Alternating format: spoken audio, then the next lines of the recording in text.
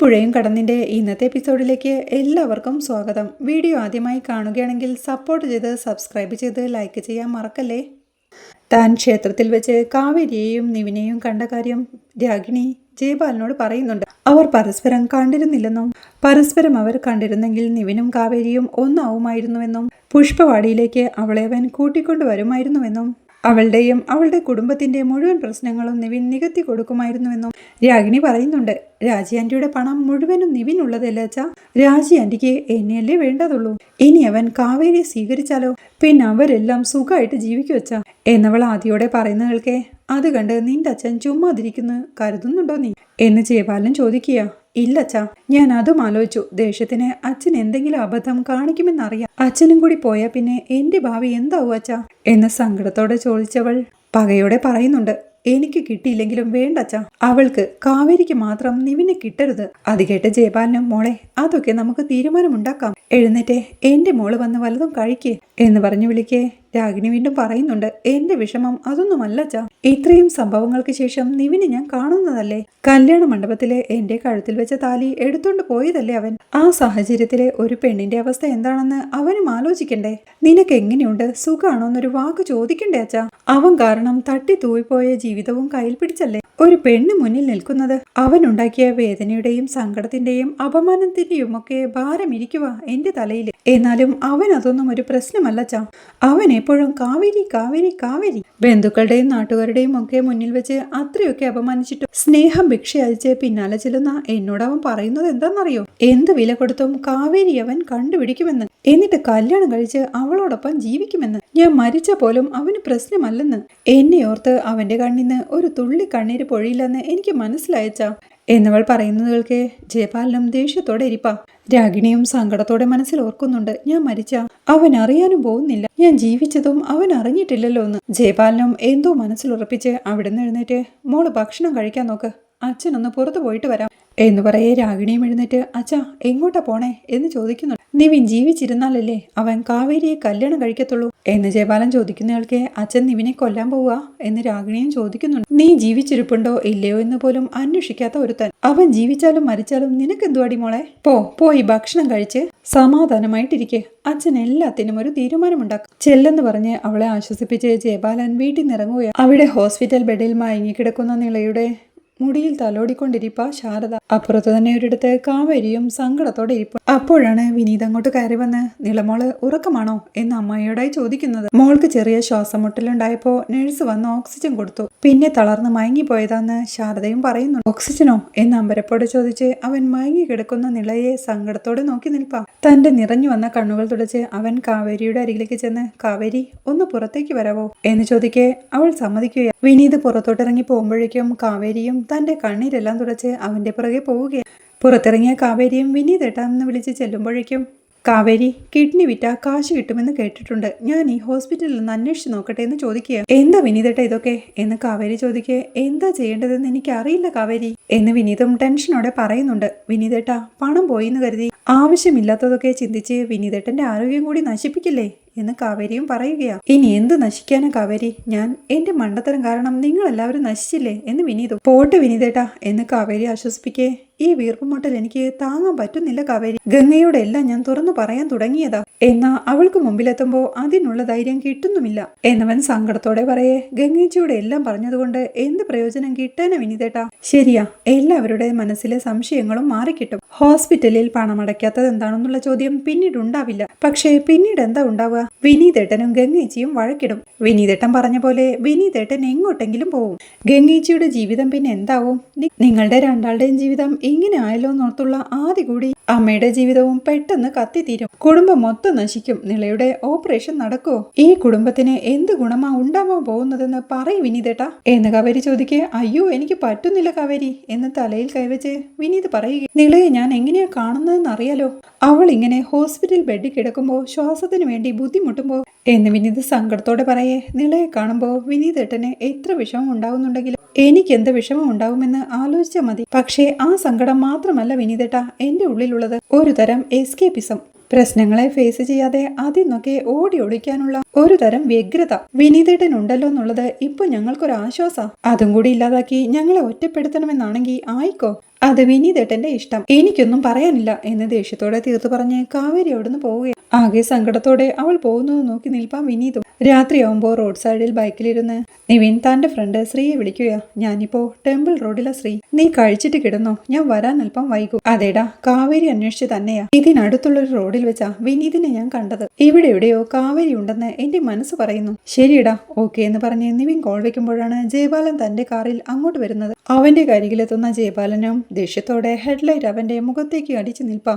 കണ്ണിലേക്ക് ലൈറ്റടിച്ച് നിവിനും കൈ കൊണ്ട് മുഖം മറയ്ക്കുമ്പോഴേക്കും അവനെ നോക്കി ജയപാലനും രാഗിണി പറഞ്ഞ വാക്കുകൾ ഓർത്തെടുക്കുക.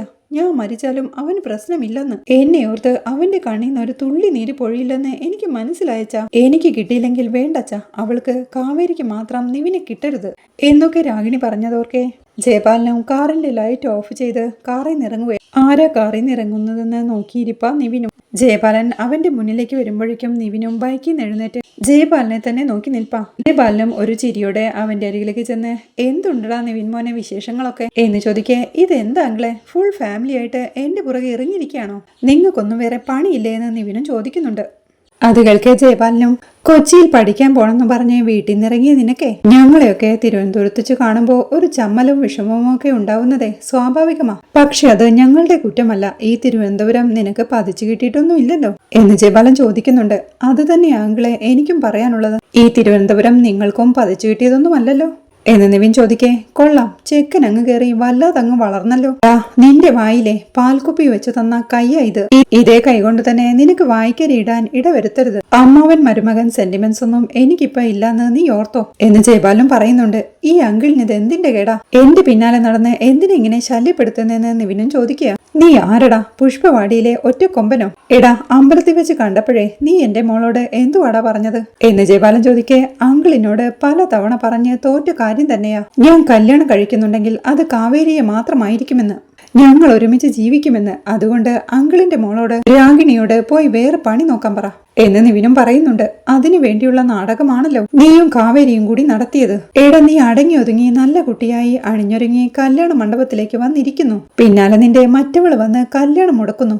എന്നിട്ട് എന്റെ കുത്തിനെ പിടിച്ച് നിങ്ങൾക്ക് ജീവിക്കാനുള്ള പണവും വാങ്ങിക്കൊണ്ട് അവള് തിരുവനന്തപുരത്തേക്ക് അങ്ങ് പോവുക. പിന്നാലെ നീയും വെച്ചങ്ങ് പിടിക്കുക.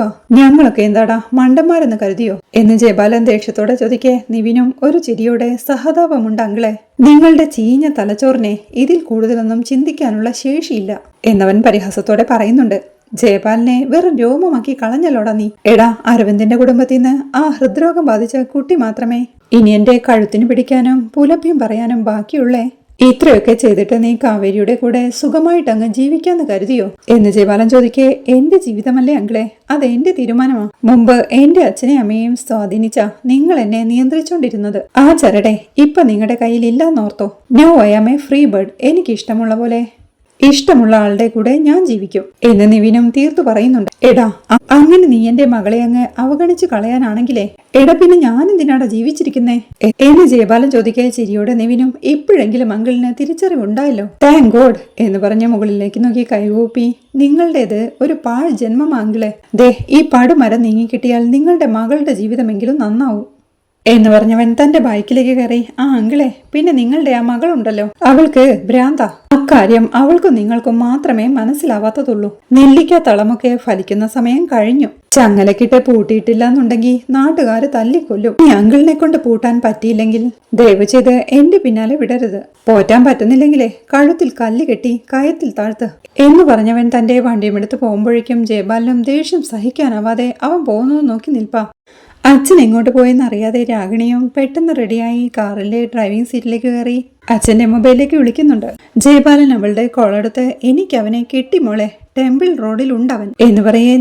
നിവിനെയാണോ അച്ഛാ എന്ന് രാഗിണിയും ചോദിക്കുന്നുണ്ട്. ആ, അവനെ തന്നെ.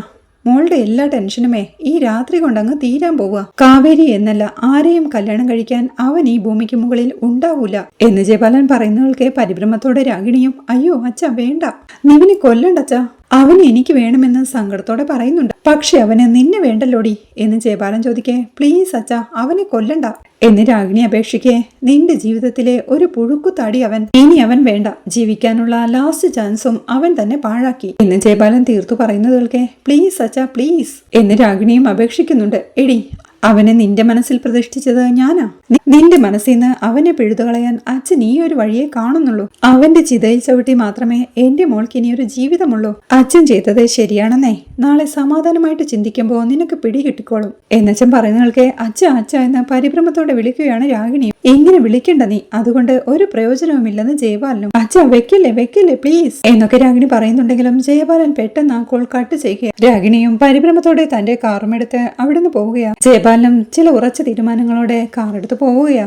ആ സമയത്ത് നിവിനും കാവേരി തിരഞ്ഞുള്ള യാത്രയിൽ റോഡിലൂടെ ബൈക്ക് ഓടിച്ചു പോവുകയാ. അവനെ തിരഞ്ഞു പോകുന്ന ജയപാലന്റെ മനസ്സിലും നിവിൻ പറഞ്ഞ വാക്കുകളാണ് ഓടിയെത്തുന്നത്. നിങ്ങളുടെ മകളുണ്ടല്ലോ, അവൾക്ക് ഭ്രാന്താ. ഇക്കാര്യം അവൾക്കും നിങ്ങൾക്കും മാത്രമേ മനസ്സിലാവാത്തതുള്ളൂ. നെല്ലിക്ക തളമൊക്കെ ഫലിക്കുന്ന സമയം കഴിഞ്ഞു. ചങ്ങലക്കിട്ട് പൂട്ടിയിട്ടിട്ടില്ല എന്നുണ്ടെങ്കിൽ നാട്ടുകാർ തല്ലിക്കൊല്ലും. ഇനി അങ്കിളിനെ കൊണ്ട് കൂട്ടാൻ പറ്റിയില്ലെങ്കിലും ദയവ് ചെയ്ത് എന്റെ പിന്നാലെ വിടരുത്. പോറ്റാൻ പറ്റിയില്ലെങ്കിലേ കഴുത്തിൽ കല്ല് കെട്ടി കയറ്റി താഴ്ത്ത് എന്നവൻ പറഞ്ഞതോർത്ത് ദേഷ്യത്തോടെ വണ്ടി ഓടിച്ചു പോവുകയാ ജയപാലനും. അച്ഛനെ തിരഞ്ഞ് രാഗിണിയും ടെമ്പിൾ റോഡ് ലക്ഷ്യമാക്കി നീങ്ങുകയാ. നിവിൻ ഒരു വളവ് തിരിഞ്ഞു പോകുമ്പോഴേക്കും അവനെ അന്വേഷിച്ചു നടക്കുന്ന ജയപാലന്റെ കണ്ണിൽ നിവിൻ പെടുന്നുണ്ട്. ക്രൂരമായൊരു ചിരിയോടെ അവന്റെ പുറകെ വണ്ടി ഓടിച്ചു പോകുന്ന ജയപാലനെ കാണിക്കുന്നിടത്താണ് ഈ എപ്പിസോഡ് അവസാനിക്കുന്നത്. ജയപാലൻ നിവിനെ ആക്സിഡന്റ് ആക്കുന്നതും പുറകെ എത്തുന്ന രാഗിണി അവനെ ഹോസ്പിറ്റലാക്കുന്നതുമെല്ലാമാണ് നാളത്തെ എപ്പിസോഡിലെ വിശേഷങ്ങൾ. വീഡിയോ ഇഷ്ടമായാൽ സപ്പോർട്ട് ചെയ്ത് സബ്സ്ക്രൈബ് ചെയ്ത് ലൈക്ക് ചെയ്യാൻ മറക്കല്ലേ.